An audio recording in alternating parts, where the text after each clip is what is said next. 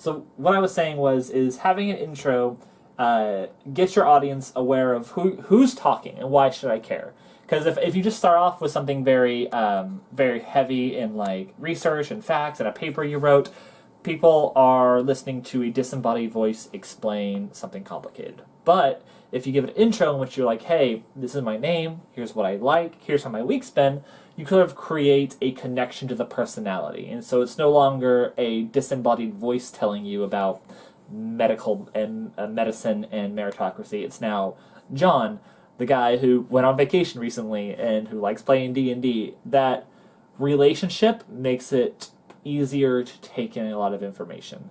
And so once you create that relationship, you say, hey, I've used my intro, I've established a relationship to my audience, and I've given them a reason to care about me as a person.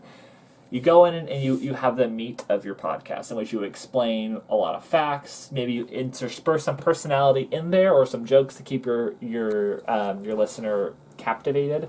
Because as much as people go into these heavy to these podcasts with a lot of heavy information in it, you want to be able to capture their interest and make it still feel like a conversation.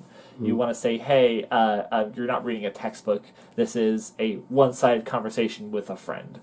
And so having those reestablishing bits throughout the podcast will help connect your audience better to what's going on. And then once you've built up that energy, you said, hey, this is your friend John talking about something you should care about. We've carried you through the whole narrative, and we've deposited you at the end of the podcast. You need to then give them a way to channel that energy into something else, because some people will just turn off the podcast and go about their day and continue on something else. But most people will want, if you've stirred something in them, you've given them an emotion, they will want to channel that emotion to something cathartic, and that's where the call to action is very valuable. You say, hey, now that you care, now that you listen to it, now that you're invested, here is something that you can take that energy and produce in your own life. Sometimes it's just as easy as log on to my website, subscribe to my Patreon, but I think effective call to actions are relating back to the material you just shared. So with the medicine, the medicine and meritocracy thing we just talked about, having a way for our audience members to get involved and do something to channel the energy either through like email campaigns, research papers, getting involved in like an activist organization, just something to say, hey, if you liked what we said, you're involved, you're engaged, here's what you do with that energy relating to the topic we just talked about. Does that make sense? Yeah, it does. Cool. A lot. Yeah. Let's see what I want to ask. So yeah, I made contact with one person who's in the medical profession who really seemed to respond to this, and yeah, it would be great to get an interview with somebody on the inside. Yeah, getting an interview with somebody who could talk about the points we brought up and say, hey, here is things I want to focus in on. Here's our clarifications I want to make. But also saying, hey, if they're within the medical field, they're probably engaged in the fight, because if they're currently going through it, they're saying, hey, here are the people who disagree. Here are what they're trying to do, and here's how you audience can get involved. Having your source, your person in the field, be that source of call to action would be great. Just having them say, hey, now that everyone knows this, what can be done? Yeah. Now, I got to tell you, I've already had people tell me, yeah, this is important, but I don't want to talk about it because I could get it could affect me at my workplace. I've already run into that. Yeah. So we got to be ready and aware of that. Sometimes it's just good to get somebody to respond and say, hey, I've gotten this checked by people.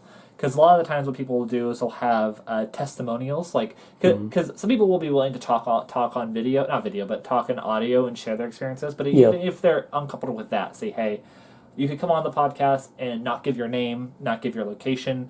We can even pretend probably shouldn't do this all the time, but we could lie and say you're from Georgia. They could be here in Sacramento and say, hey, you know what?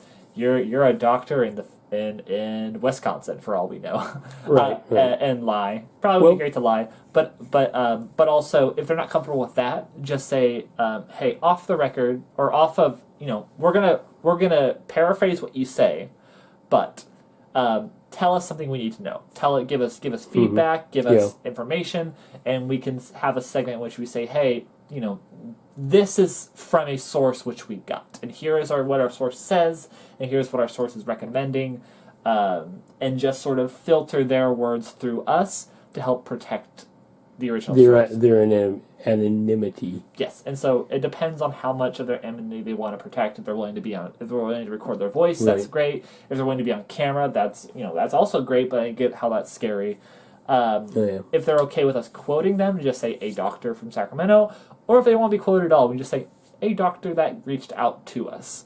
Right. And it could be even further. And again, what I would advise this person is to keep it vague enough to where anybody can get involved in a more broader sense. For example, if your doctor works at like the Sutter downtown, don't say, hey, the Sutter downtown is blah, blah, blah, blah, blah. Be like, doctors in the Sacramento area on a more grander scale have this thought and this thought. It sort of dilutes the message a little bit, but keeps your sources more safe.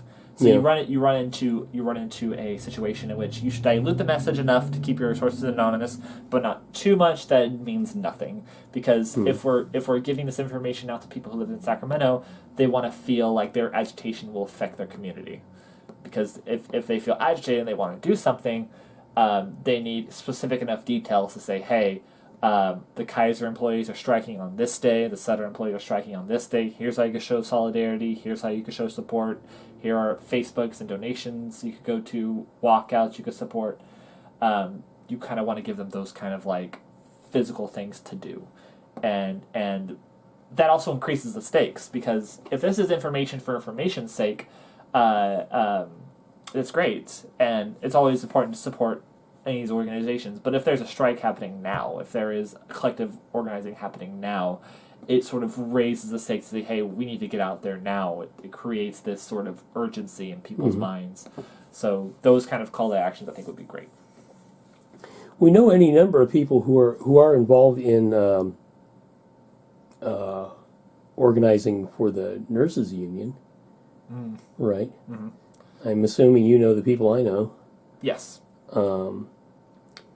I regret that I haven't reached out there yet much. There's probably, I would like to think they got a lot to say.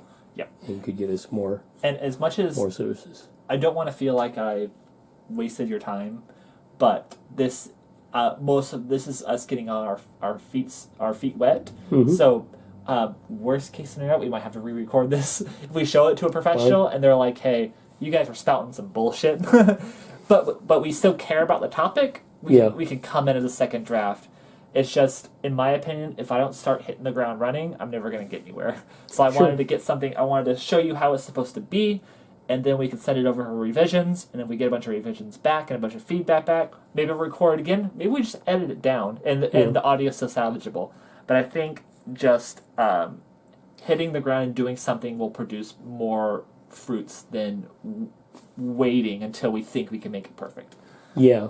I think this could do a lot. I feel like, look, what do I want to say? I feel like I presented this as, well, here, I'm a layman, but this is what it looks like to me. Prove to me otherwise. Show me otherwise.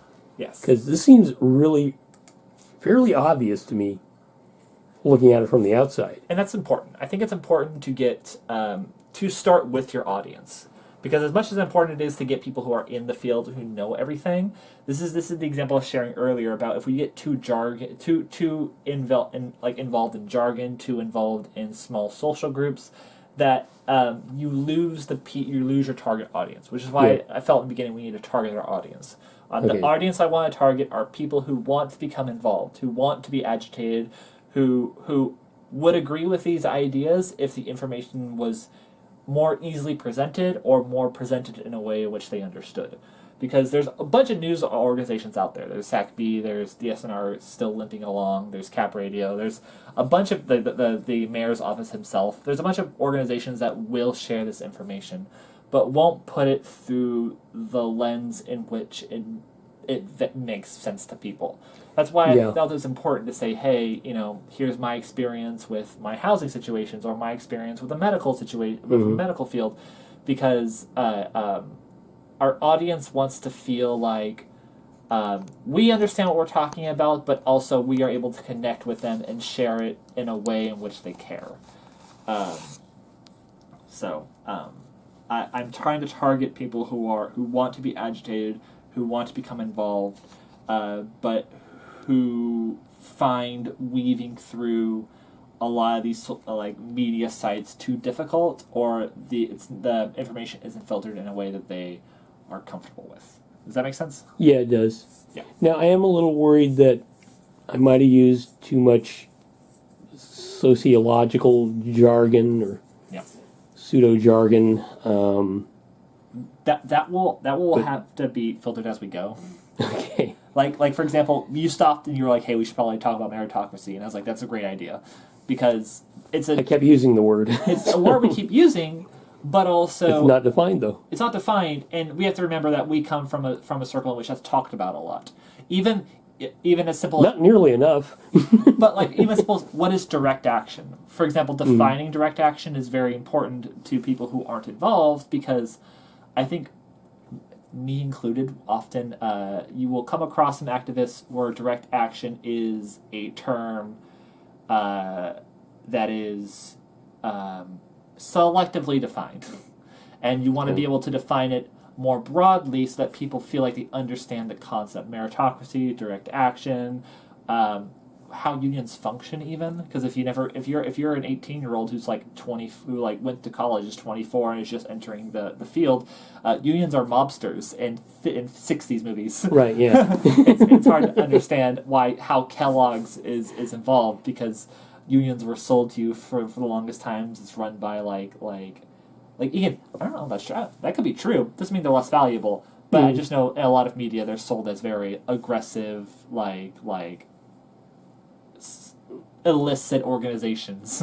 Well, everything's crime drama and propaganda. So how do unions figure into those kind of narratives? Exactly. And so I think those kind of things are really important to define and sort of bring the vocabulary to the people, because a lot of people, once they're able to speak like you, once they're able to understand the vocabulary, there's more an incentive to get involved. I will say, getting involved in leftist spaces, not knowing the vocab is very intimidating when you're going to an organization. And often, and I hate to harp on leftists too much, but they will change vocabulary, and it will so often, and it will fuck people up so bad. Oh yeah. I want to say some stuff off camera real fast. Oh sure.